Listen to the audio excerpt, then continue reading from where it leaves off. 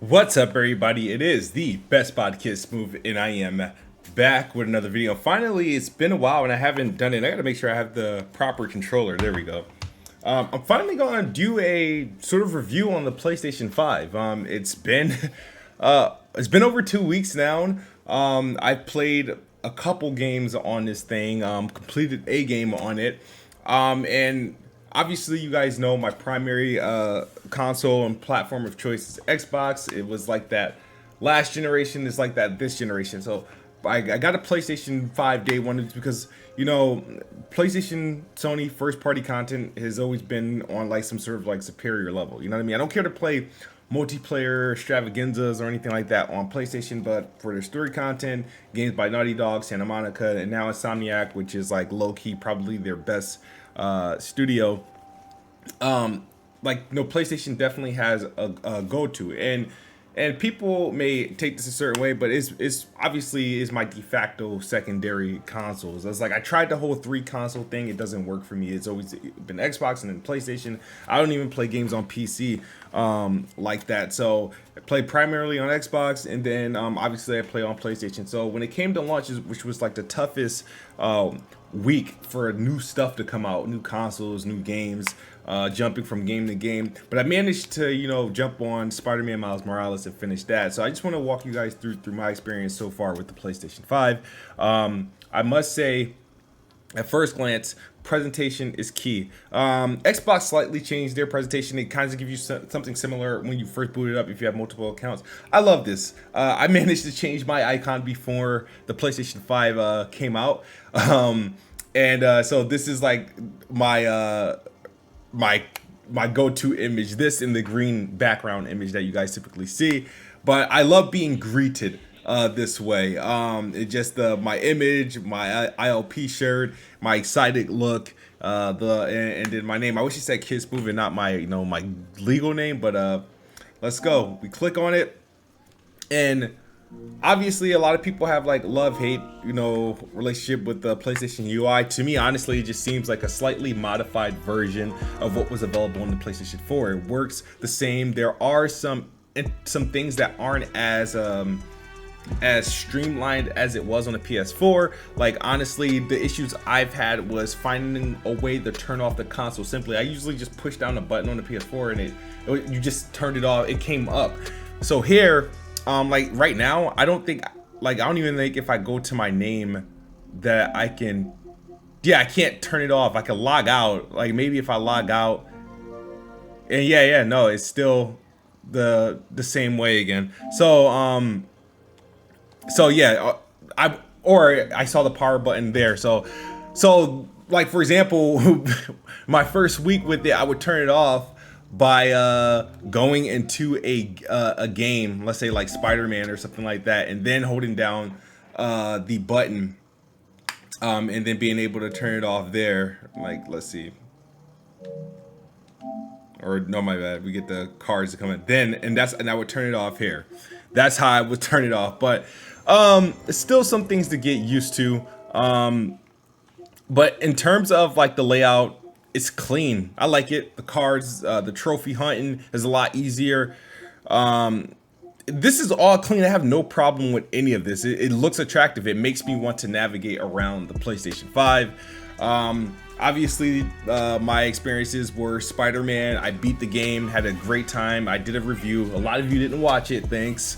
I've also done Astro's Playroom. Not quite done with the game, but I kind of just dabble in when I'm bored. I'll play it. I like what it's doing to the controller. I must say, Astro's Playroom is the killer app of this controller, with all the things that it's doing. It's like whether it be the tensions, the vibrations. I don't even know if it's even proper to call them vibrations, because they're doing something much more innovative than vibrations, right? So the Astro's Playroom, I had a great time with. I plan on playing finishing it. Obviously, I'm not on PlayStation. I'm not a platinum chaser. So I mean, if the platinum's not super easy, I'm not going for it. I'm just play the game, complete it, call it a day.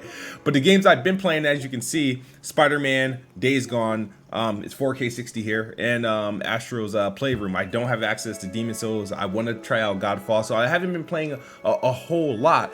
In terms of issues, I haven't experienced the crashing issues or being booted out or the SSD issues or anything like that.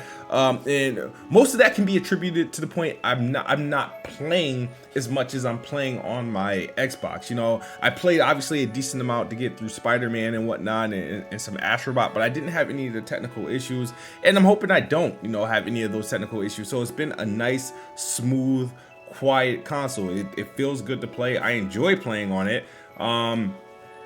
And the one thing I do want to talk about with the PlayStation is, like, even if you were, you know, you just got enough cash to pick one up, whether it be the digital or the physical, I mean, it's a console you really don't have to buy any game with. Astrobot is a great enough experience for it to be like pre-installed on the system to give you that, you know, that, I guess, that early next gen experience, that early next gen sample, and it's been a hell of a ride. So people like me, I mean, I don't have a lot of games for it, but I am a previous PlayStation 4 owner, so I do have a digital backlog that I can play that has actually been improved on the PlayStation 5. Days Gone, I never completed on the PS4, and it runs amazing. I tried it, it runs amazing, it looks good.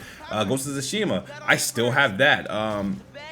Looks great. It's at 60 frames per second. Now, my issues, obviously, with the PlayStation, it's not a PlayStation 5 exclusive issue. This has always been my issue with PlayStation as coming from Xbox, is that Xbox, everything just naturally goes with you via their cloud saves. Works a lot better than what PlayStation. So on Xbox, I could sell an Xbox, buy another one next week or freaking next year, and my save data would just be there as if I've never left, whether I'm coming from a 360 to the one to the series, or whether I'm going exclusive for PC for a little bit, or if I'm playing on mobile on cloud gaming for a little while. Everything just seems to work. I don't have to manually upload a save or download it. So when I got rid of my my Xboxes and I bought in the series consoles, I didn't have to worry about if my save files were there or even if I would have access to my games. PlayStation, on the other hand, I was screwed the minute I sold my PlayStation because I forgot to upload my saves, and so they don't come automatically to you. Because my Days Gone, I have to start from the beginning. Ghost of Tsushima, I have to start from the beginning, and I miss.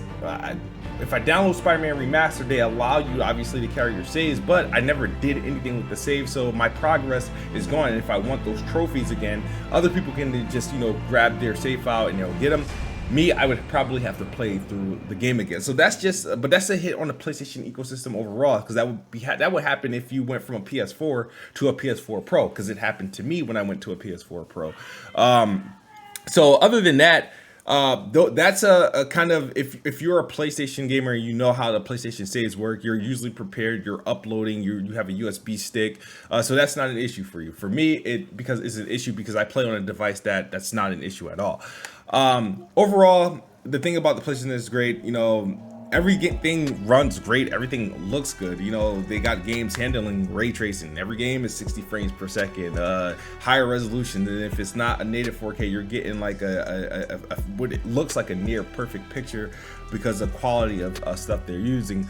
I like the controller, and a lot of people like the controllers for the features itself, and I think it's cool and whatnot. It is it's the killer app feature of the console.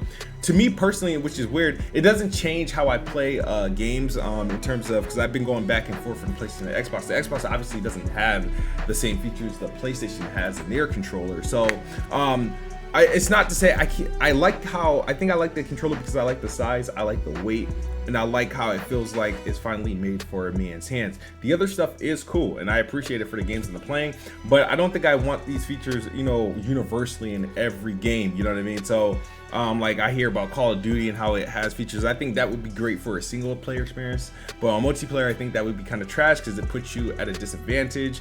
And now with these games being like cross play between multiple devices, I mean some people are going to get bodied trying to fight their triggers in these multiplayer match, but it's still a cool thing to add because it adds to the realism and an innovation to it, and you have to give PlayStation props for that. So overall, the UI is clean. It looks good. Like, it's an attractive UI. It makes you want to do things. It makes you want to try things out. Look at my library of PS4 games. A lot of these, I don't even know if this is my Spider-Man. This is regular Spider-Man. It's not even a remaster, which I think they owe me because I bought Miles Morales. Bug Snacks, I haven't even touched, so I got a game to try out. So these are, but the rest of these are the games that I owned on the PlayStation 4.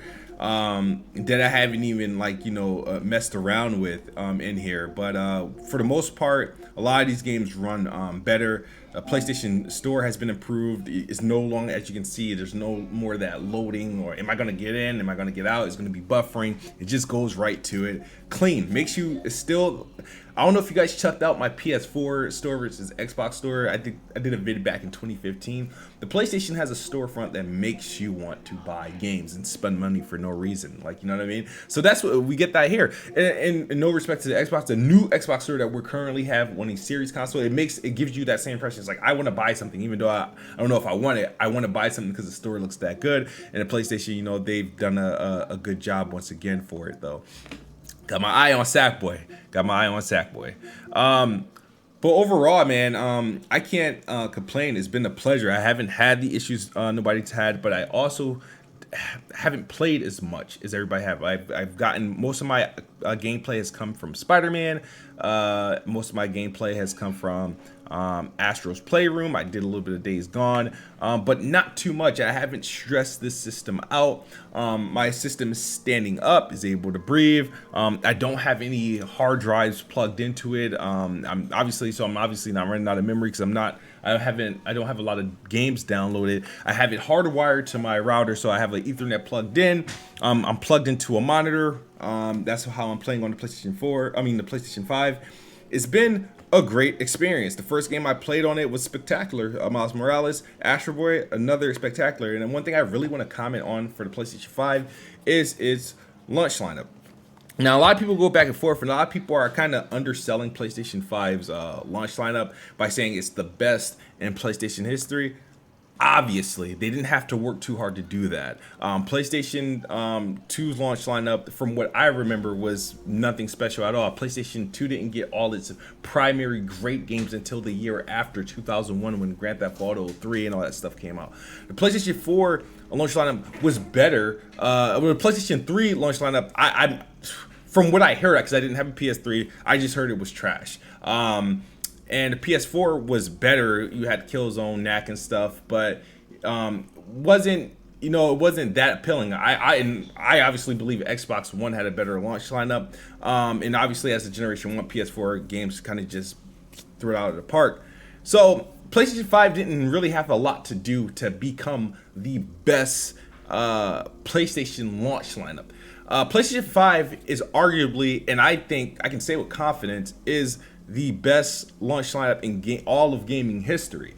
When you consider the fact, when you look at other launch lineups, you guys are looking at, I think 64, I think it was one game, it was Mario. The Switch is Breath of the Wild, but it's cross-gen, it's still one game. Xbox, the original Xbox, it was Halo Combat, but it was really what, they had some other games there, obviously, but Halo was the marquee. PlayStation 5 has arguably three options that could have been the marquee game that would have made it a respectable, one of the best launch lines, but they went out with about three of them.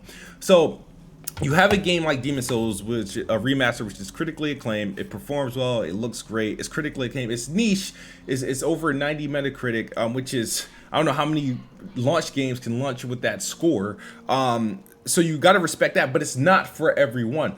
But it is, for in its genre, it's a masterpiece, right? You could say that, right? It's not for everyone. All right, you need a great game for everyone. let's go to Spider-Man Miles Morales, the most casual, most well-known game. It's at what, an 86, 85 Metacritic. So what? That's the same score as the main Spider-Man game. It's culturally relevant. It's hip. It's great. It looks great. So that's the game. Everybody, if you're not gonna get Demon Souls, which is Metacritic wise, is the best game on the platform for a launch, you got Spider-Man Miles Morales, right? All right. If that's not good enough, you have Astro's Playroom, which is another casual experience right out of the box that could have been sold separately, standalone as a $30 game, and it still would have got the same respect and praise. I'm not going to count things like Buzz Snacks, but that's just like additions. And you have a game like Godfall. Every launch lineup, right, for new consoles gives you a game that's probably not good, but it's the game visually you want to show to everybody.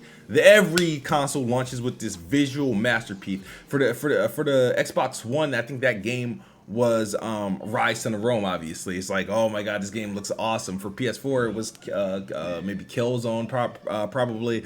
But for the PS5, it's Godfall. It looks absolutely gorgeous. It's garbage. I want to play it because I like those games that nobody like, and I end up falling in love with those games. But it looks masterful. So it's that's the only sore spot for PlayStation. But on graphics wise, you're like, I have a next generation graphically impressive game. In terms of critically acclaimed, I have Demon Souls. In terms of like really fun experiences, I have the Spider-Man and the Astro's Playroom. And you put that all into a launch lineup for a new consoles that you knocked it out of the park. This is easily the greatest launch lineup in any gaming history. It's probably an unpopular opinion, but I mean, you gotta respect it.